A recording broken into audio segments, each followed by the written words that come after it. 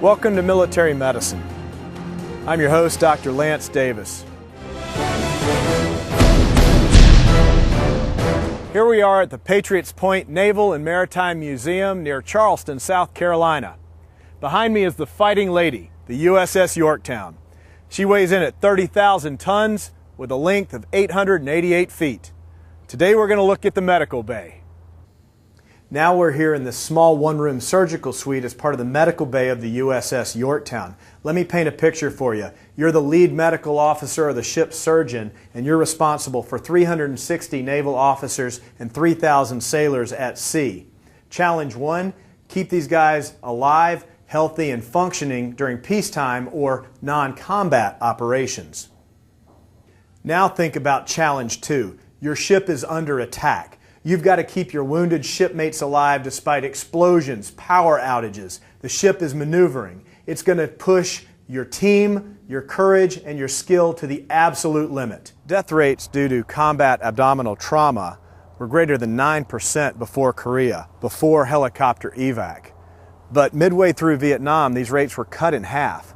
This was directly attributed to the helicopter evac system and its ability to get these patients from the front back to life-saving surgical care within 3 to 12 hours. This was an unprecedented achievement. What a lot of people may not realize is that massive advances occurred in medicine during the Civil War era. Despite the fact that we didn't even understand germ theory or why infections happened, we learned that rapid amputation of injured limbs that were open with open wounds led to better outcomes. It set a new standard of care. Here we've got a casualty, a badly wounded soldier on the field, but he's still alive right now. Is he going to make it? Is he going to die of blood loss? Is he going to die of infection? Is he going to lose an airway? Not if someone can get to him in time. Even back in the Civil War era, and certainly now with modern technology, combat medicine can save lives. In the modern age, we have rapid evacuation procedures. We've got helicopters, we've got fast-moving ambulances, we've got good communication, but it's still based on the principles of triage, sorting out the most critically wounded patients and even those who can't be saved, who need comfort.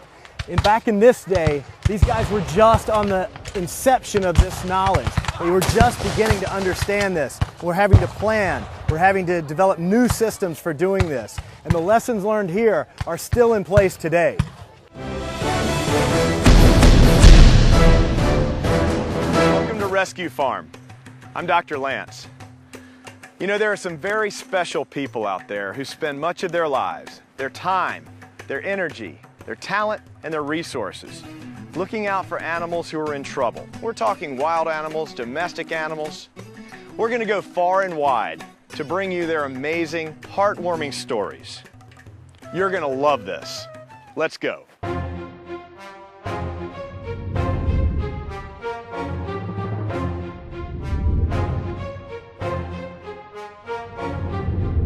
of a 300-pound sea turtle, Mama Pritchard, who was hit by a boat propeller but's making a full recovery at the South Carolina Aquarium Sea Turtle Rescue Program. Maybe you'll be able to get into the tank with Mama Pritchard here and I get to doctor the turtle? do a little wound treatment. Oh, I'd love to.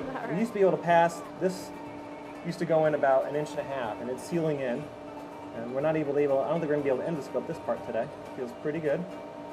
Has she had any infections in this along the way, or has she been lucky? She's been very lucky. Great. Before residency and med school and all that, I was a biologist, and I love animals.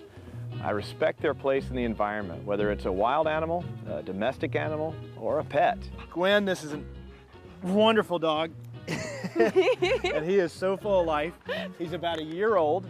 He had a fractured leg that had happened sometime earlier and was healing improperly. Since then, he's undergone 2 surgeries. And that was here with Dr. Love, was one of those surgeries. Then there's the case of Shaker. Shaker's a beautiful horse who lost an eye due to animal abuse. We had to get the medical treatment needed to remove the eye so that the infection wouldn't set in. So Shaker actually lost an eye in that story. He did. And he kind of embodies what we do at this rescue. Stay tuned for Rescue Farm, coming in the fall of 2010.